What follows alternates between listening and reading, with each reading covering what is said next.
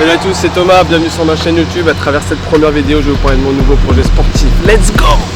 Yeah!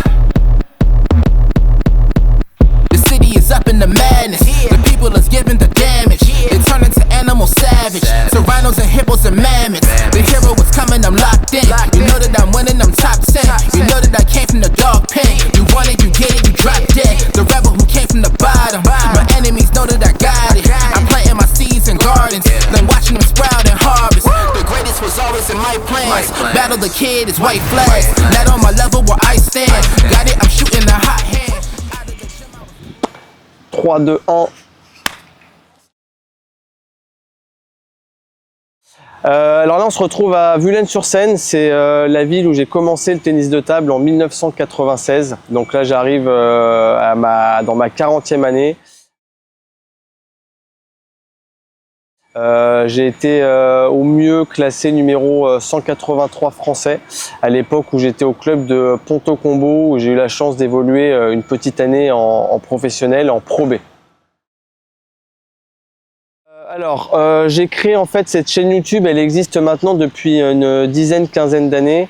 Elle avait été faite parce que j'adorais mettre des petites vidéos de tennis de table de manière générale, et puis j'ai voulu la diversifier et la développer en mettant un petit peu plus de contenu. À l'heure d'aujourd'hui, on sait très bien qu'avec la technologie, les réseaux sociaux, on peut vraiment avoir beaucoup de matière, et je voulais à travers cette chaîne permettre aux personnes qui me suivent, la famille, les amis, les pongistes, de mettre un petit peu le suivi de cette année dans ma préparation, dans les compétitions, dans les hauts et les bas, et permettre un petit peu à tout le monde de suivre un petit peu ce parcours. Alors au niveau du contenu proprement parlé, on va y trouver, il peut y avoir des interviews, on va pouvoir se trouver sur une compétition directement, la prépa, c'est-à-dire la prépa, c'est de la prépa physique, de la prépa un petit peu plus concernée par le tennis de table, des contenus vraiment divers et variés qui vont nous permettre de voir un peu sur l'année comment on arrive à une échéance vraiment écrite. Alors le projet principal pour l'année 2024-2025, ça va être les championnats d'Europe qui auront lieu à Novi Sad en Serbie en juin 2025. C'est vraiment l'objectif principal. Donc il va y avoir toute une préparation en amont pour être, on va dire, performant le jour J et aller chercher des objectifs plutôt vraiment importants et intéressants. Alors les objectifs, ils sont clairs. Suite à ce que j'ai pu vivre récemment au championnat du monde vétéran en Italie, je vais tout faire en tout cas et me donner les moyens d'aller chercher des médailles, et j'espère les plus belles, en double messieurs, en double mixte et en simple messieurs. Alors en juillet dernier, juillet 2024, ont eu lieu les championnats du monde de tennis de table vétéran, où j'ai été engagé sur 3 catégories: simple messieurs, 40-44 ans, double mixte et double messieurs. Et en fait, l'inattendu a voulu aussi que je puisse être vice-champion du monde en double messieurs, associé à Victor Chigang, un ami pongiste de longue date, et ensuite double mixte, quart de finale, et en simple messieurs, une défaite contre le portugais João Monteiro, encore 70e mondial aujourd'hui. Alors en fait, pour arriver à l'objectif de l'année prochaine à Novi Sad en 2025 au championnat d'Europe de vétérans, je vais garder un peu la même lignée, c'est-à-dire une prépa physique axée évidemment sur on va dire la vitesse pour le tennis de table, l'endurance aussi. Donc il va y avoir un travail en amont réalisé avec un préparateur qui va me permettre d'être physiquement, on va dire, prêt. Et l'idée, c'est d'avoir aussi pas mal de compétitions de tennis de table. Au niveau de l'entraînement, on sera situé entre minimum 2 entraînements, 3 ce serait top. Donc voilà, essayer de conjuguer un peu la prépa physique d'un côté et la prépa un peu plus technique pongiste de l'autre. Finalement, c'est aussi un peu l'inconnu qui a fait que la prépa physique pour les championnats du monde vétérans, l'inconnu a fait que j'ai dû faire un petit peu ça au feeling, préserver ma pratique, on va dire, de la course à pied pour être bien physiquement. Pongistiquement parlant, c'était compliqué dans le sens où, étant père de famille, je savais pas trop comment j'allais pouvoir vraiment tout bien organiser et tout bien agencer. Donc on va dire que c'est ce que j'ai pu rencontrer comme difficulté principale, c'est toujours le côté vie de famille et vie sportive qui fait que des fois on peut pas toujours tout prévoir à l'avance et qu'il faut un petit peu changer les plans un peu au dernier moment. C'est arrivé, ça arrivera encore. À l'époque, quand j'étais, on va dire, un pongiste averti et que j'étais beaucoup engagé, célibataire et que c'était vraiment on va dire, ma marque de fabrique de m'entraîner beaucoup et de jouer beaucoup, ça je l'avais un petit peu perdu depuis maintenant quasiment 7-8 ans. Je m'étais aussi lié un petit peu sur la course à pied, ça m'a pris un petit peu la flamme du compétiteur. Et en fait, ces championnats du monde vétérans, cette échéance importante a fait que je me suis retrouvé comme il y a 10-15 ans et ça m'a donné envie finalement de me réentraîner beaucoup parce que finalement, c'est l'entraînement qui fait que la performance, elle est aussi d'actualité. Donc j'ai retrouvé un peu cet état d'esprit de conquérance, de détermination et c'est ce qui fait que maintenant, ce sera la clé plus ou moins principale d'une éventuelle performance pour 2025 à Novi Sad.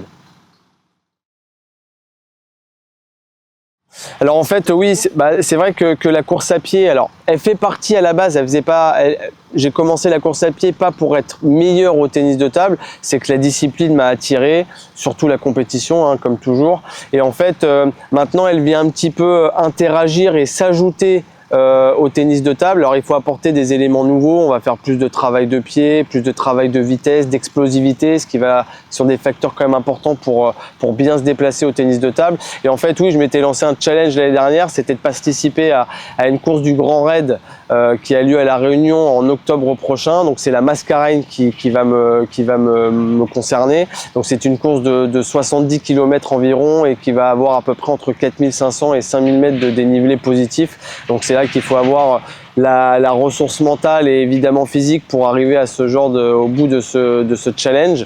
Et c'est ce qui va venir un petit peu aussi m'aider par rapport au tennis de table parce qu'il y a du dépassement de soi, il y a des moments où on n'est vraiment pas bien, il faut quand même garder la tête haute et s'accrocher. Au tennis de table, on peut très bien être mené d'un wagon sur un set ou au set décisif et c'est là qu'il faut encore s'accrocher, montrer qu'on veut gagner et c'est comme ça finalement que des fois on peut vivre des retournements de situation assez impressionnants.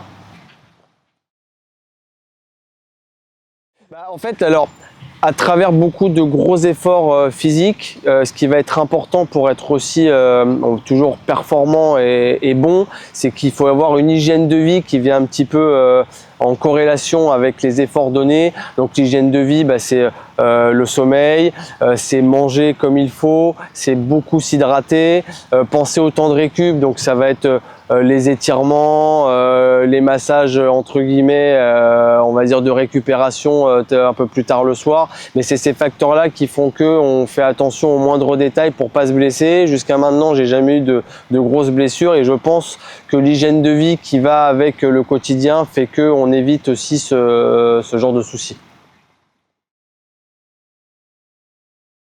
Non, alors justement, j'ai la chance d'avoir un membre de ma famille qui est coach et préparateur physique à la clinique du coureur et ça fait maintenant un an et demi qu'on travaille ensemble et lui il va vraiment être sur la prépa physique, les séances qui on va dire détaillées, que ce soit l'explosivité, de la course à pied et il y a aussi la récup qui fait partie intégrante de toute la prépa. La course à pied, en fait, selon on va dire dans l'entraînement, je vais avoir 2-3 séances de tennis de table et en fait, selon si j'en ai 2, sinon si j'en ai 3, je vais avoir des séances qui vont être agencées, une semaine qui va être agencée avec la course à pied. Après, il y a aussi le côté ressenti. Si je fais 2 séances et que je suis très fatigué de tennis de table, on va y aller un petit peu plus mollo et faire un peu plus de récup ou des séances de course à pied faites pour récupérer. Alors d'aujourd'hui, une semaine type, elle va être articulée sur, je pense, 2 séances de tennis de table, 2 séances de course à pied et peut-être une séance de renforcement musculaire. Et Donc ouais, la flamme, la motivation, comment la préserver, comment l'entretenir. Moi, à titre personnel, dès lors que l'échéance est planifiée, que l'inscription est réalisée, c'est ma source de motivation principale. Dans les bons moments, dans les mauvais moments, c'est ce qui va toujours me tirer vers le haut. Donc après, oui, les séances d'entraînement qui vont être plus sympas que d'autres, ou les compétitions qui vont me permettre d'être prêt le jour J, les tournois, le championnat par équipe et autres, c'est ce qui va toujours me garder un petit peu en haleine et qui va me donner la flamme et préserver cette forte motivation pour l'année prochaine. Alors moi, ce qui va me passionner dans ces deux disciplines, comme tout autre, c'est la compétition. Moi, ça me passionne énormément de tout faire pour gagner, de rechercher des moyens de gagner. Après, pour parler plus en détail, dans le tennis de table, moi, ce qui me passionne, c'est le sport de duel. Donc, on en revient à ce côté un petit peu compétition. Ce qui est fou aussi avec le tennis de table, c'est que je peux jouer des personnes qui vont avoir 10 ans, 15 ans, 20 ans, 50 ans, 90 ans. Donc, c'est vraiment toute génération confondue. Après, le sport de raquette, moi, c'est vraiment ce qui va vraiment m'intéresser. La raquette en main, c'est vraiment ce que j'adore dans le ping. Après, la course à pied, ce qui va me passionner, c'est l'environnement. Plus l'environnement, le fait de courir à l'extérieur, forêt, piste, route, en France, pas en France, on peut courir vraiment partout. Mais vraiment la passion commune sur ces deux disciplines, moi ce qui vraiment me garde vraiment au taquet, c'est la compétition.